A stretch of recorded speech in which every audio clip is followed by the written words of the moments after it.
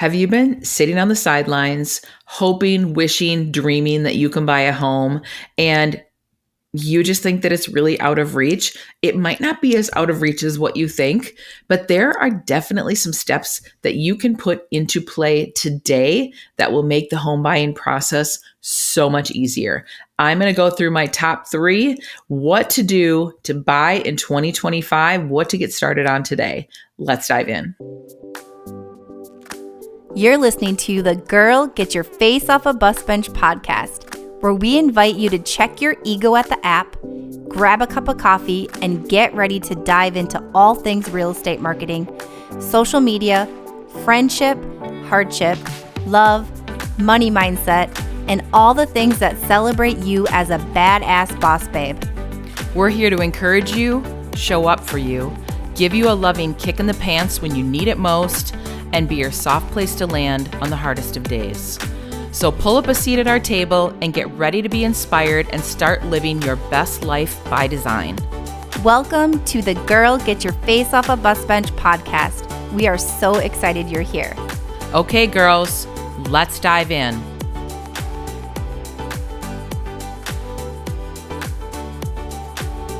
Hey, Bus Bench babes, thanks for being here. Today we're talking all about what do you do if you want to buy a house in 2025? Like, what are those action steps you need to take now to be able to purchase a home between now and the end of the year? We're diving into all the things, but I have my top 3 list.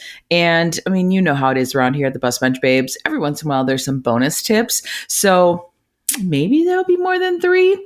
I don't know. Let's dive in. I think first and foremost, something that is so important if you want to be able to buy later this year is to put together your A team.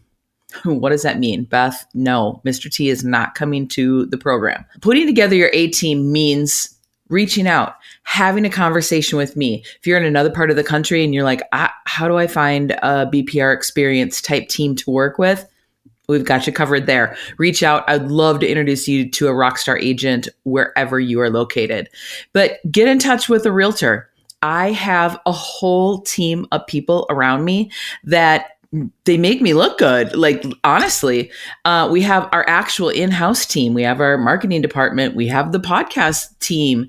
We've got Carrie behind the scenes doing everything with ops, doing all the things. But outside of just the BPR experience, what about all my trusted lenders I have working with me? We have a title team that is second to none here in the Twin Cities. Got awesome home inspectors, radon mitigation, contractors, designers, landscapers, house cleaners, estate sale companies. Like, what do you need? Like, what are those things that when we meet and you're like, Beth, here's the pain point, or what about this, or we want to buy a fixer-upper, but we don't know who's going to sheetrock the walls. Like, we've got people for all of that. So once we meet, we're going to put together our A team that is going to help reduce your stress. They're going to help answer all those questions. And we're going to get from the theoretical idea of buying a house and being worried and stressed out to the finish line and have you sitting across the table from me in our title gal's office and go, oh my gosh, that was amazing. So yeah, we're going to put this dream team together. Save money, number 2. And this seems so obvious, right? You're like, duh, Beth, I have to save money for my down payment and I have to save money for my closing costs. But there are other costs that that happen around the time of when you buy a house. Maybe you are in that situation where your lease and your new house, your ending of your lease and the first house payment on your new house overlaps. Do you need an extra month of house payment / rent factored into the equation? What if you buy a house that is a fixer-upper? Or what if you just simply don't like the decor and you're like, okay, I'd love to put a fresh coat of paint on it. Everything else about the house is amazing. Like, that costs money. Even if you're going to paint it yourself, I remember back in the day when paint was $20 a gallon. It's not anymore. Good paint is like $60, $75 a gallon. So those are just those little things that you need to think about. But just saving the bare minimum and then getting into your house and going, oh my God, now my bank account is completely wiped out. That can be really overwhelming for some people. So if you know that that's you, like, let's start saving. Let's start, socking away. Maybe you cut back to only getting coffee a couple days a week or just getting on the weekend as a special occasion. And you're bringing your own lunch to work and you're making coffee at home and you're cutting down on the happy hours. Like, how can you put more money aside so then when you get into your new home, you can buy it with confidence and not have that panicked feeling that now you're completely tapped out. But then you can also go out and buy that sofa that you've always wanted. You're like, oh my God, I have my first house. Or, oh my God, we're, buying our bigger house or smaller house or whatever that looks like. But then you have the extra funds to be able to go buy some things, do some Target runs. Those Target runs, when you move into a new house, they start adding up. You're like, oh, we need a new wastebasket and we need, paper towels and some cleaning supplies. It's not uncommon to run to Target and every time you go there, spend $100, $200. So those are the things that I want you to prepare for, not only having a solid down payment for a house and being able to pay for your closing costs, but being able to also get into your house and be able to get those other new things that make that new home super duper special. And you're like, Beth, how do I save more money? I only make so much money. How is this going to work? Well, have you asked for a raise lately? Is it time for you to get a raise? Do you have a bunch of crap sitting around your house that you're like, okay, well, I don't use this anymore, but someone might love this. Maybe you have all the gear for a hobby that you are super gung-ho about, and now you're just not even interested in it anymore. Mark is still trying to convince me that he's a camper. He's like, oh, I love to go camping. Well, this year we've been together 13 years and we had a rooftop tent for 5 seconds. Christy and I talked about that on the Buying a Vacation Home episode a few weeks back. But guess what, Mark? We don't camp. We haven't camped in 13 years. Our camping equipment is so old, the tent's probably falling apart. So could Mark be putting all of that stuff on Facebook Marketplace and making a few bucks? Totally. If we can do that at our house, I suspect that there are things around your house that you probably don't need anymore that maybe someone else could, that you could be making a few bucks, putting that in your savings account. And all of a sudden it's like every little thing adds up. It's like that compounding interest. You think that setting aside $100 a month is, not that is maybe tough or isn't that big of a deal. And all of a sudden you're like, wow, that really adds up at the end of the year. So how else can you save money? Can you improve your credit so you can get better insurance rates and get better interest rate when you purchase your home? Do you have skills that are transferable? Maybe you're really awesome. I have a girlfriend that has a corporate job, and just out of the blue, she's like, I'm super creative and I want to do something with it. She became a mural artist and she's done actual murals. She's doing several murals for a really popular restaurant chain here in the Twin Cities.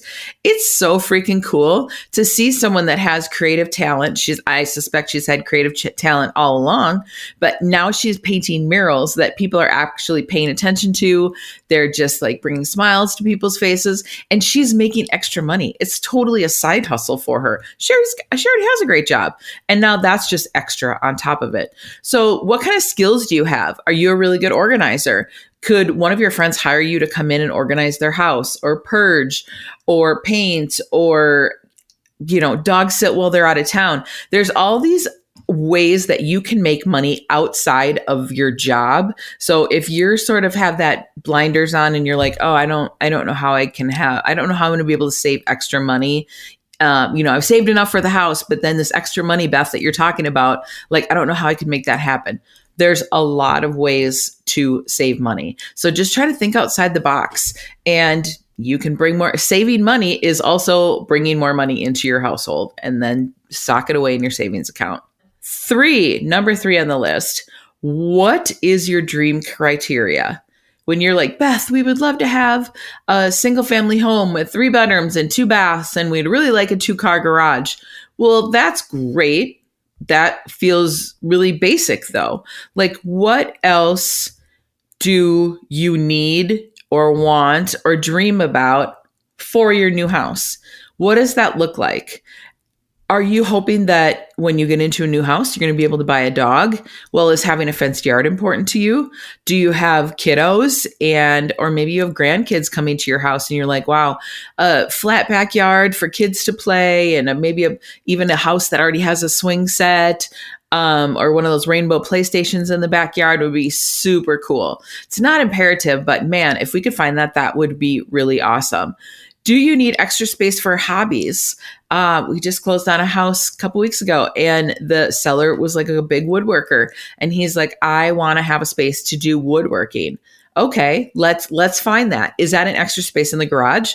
Is that like a workshop in the basement? Is that something detached from the house? That could show up in 100 different ways. So what does that look like for you? What does that look like for your family? Do you want a neighborhood that's walkable? That's really important to a lot of people. We're listing a condo. It's going on the market tomorrow. And by the time this episode airs, it's probably going to be under contract. But it's in this cute little neighborhood in Edina, and it's called Centennial Lakes. What I love about it is that it's totally walkable. It's in the suburbs, but it almost lives like if you were living in an urban or suburban or city area. You can walk to Starbucks. You can walk to Whole Foods. You can walk and grab breakfast, happy hour places all over. You could walk to Target. There's like paths, all like green space all over. There's like this meandering little lake, large pond, small lake. Let's not split the hairs there. But they have those cute little pedal boats that you can rent.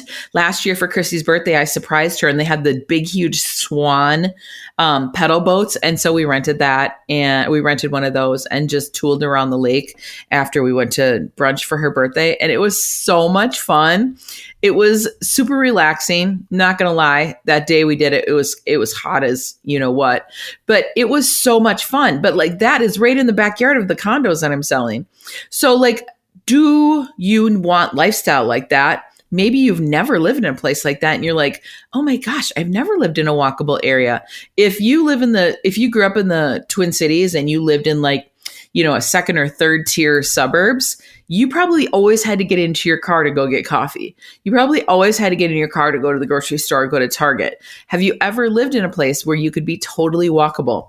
This area, the Centennial Lakes area, they even turn the lake into a skating pond in the winter. So it's so great that you can have this super fun lifestyle, literally just steps out your back door. I love it. But like, are you a person that runs? Do you walk? Do you bike? Do you want to be close? Do you have like stand-up paddle boards and you want to be at a place where, it's really close to put those into a lake or a creek or something? Like, what are those things that maybe you love right now and you want to keep doing? Or maybe those hobbies that you had always hoped to take up and it just hasn't happened yet. Like, what are those things?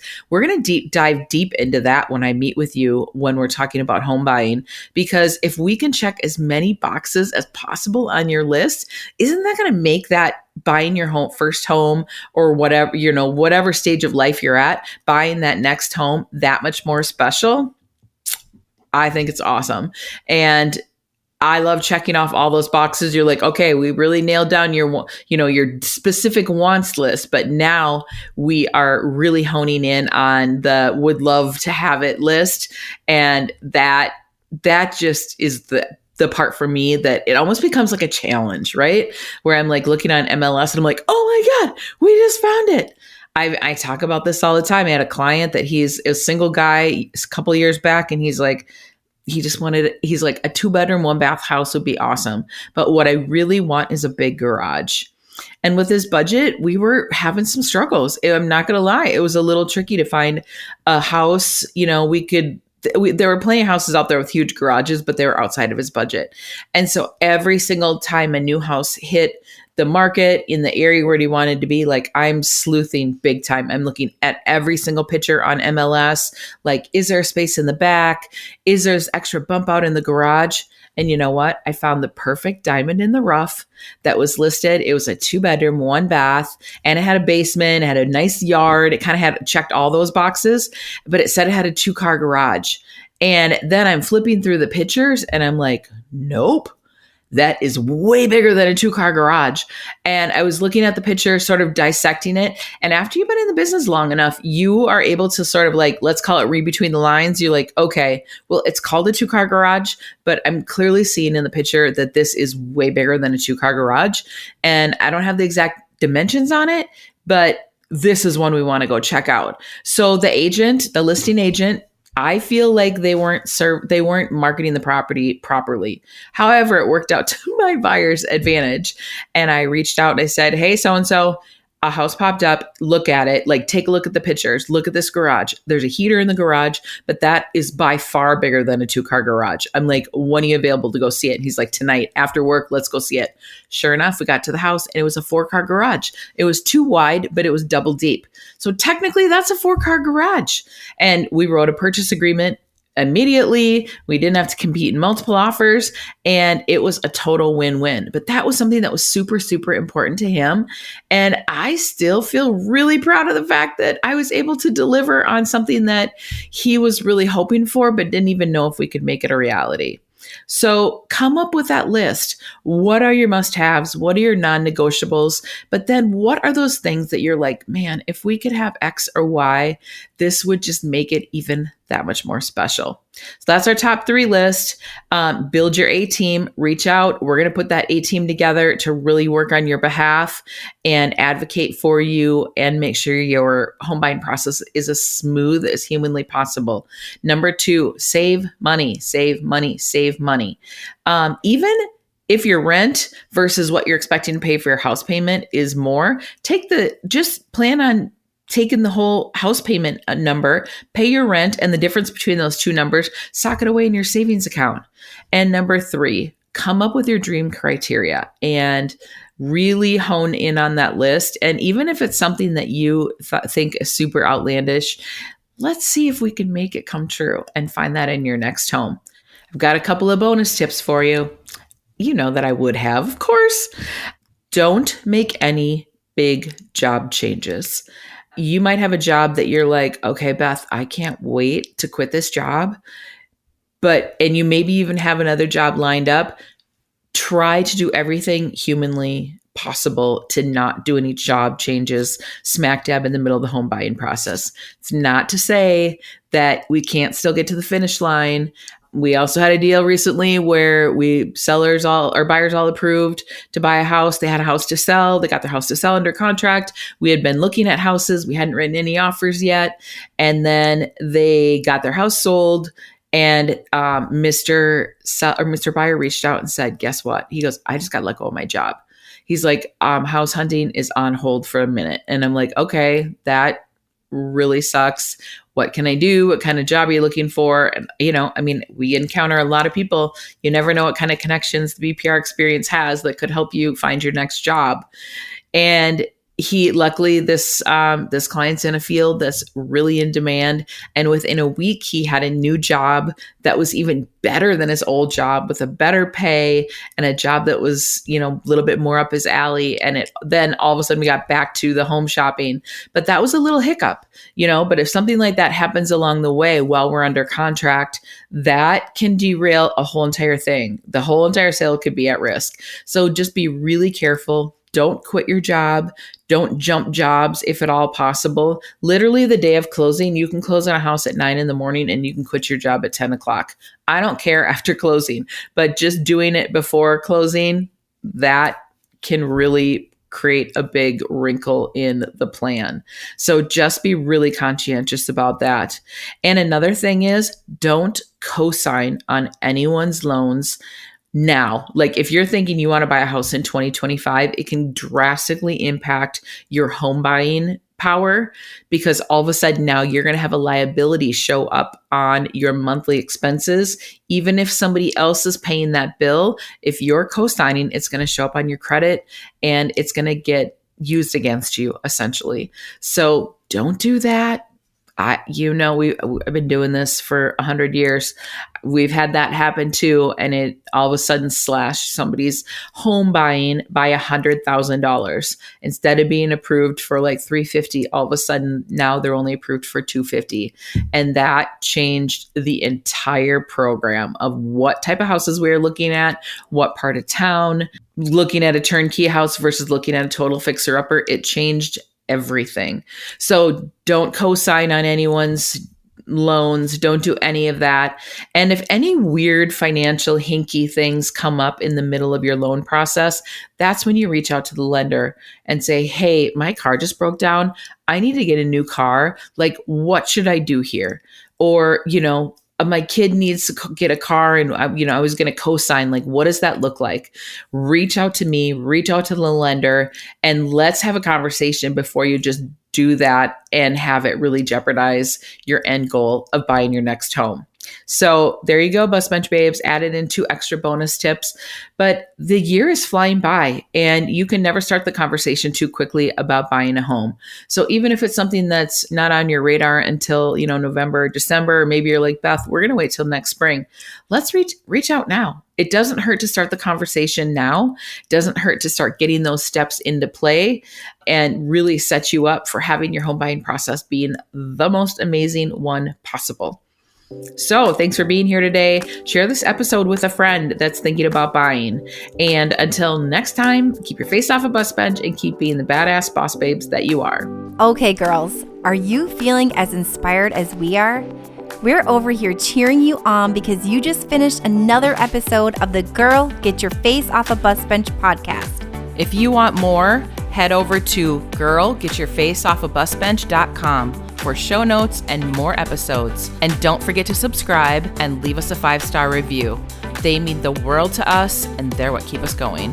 Girl, thanks for being here.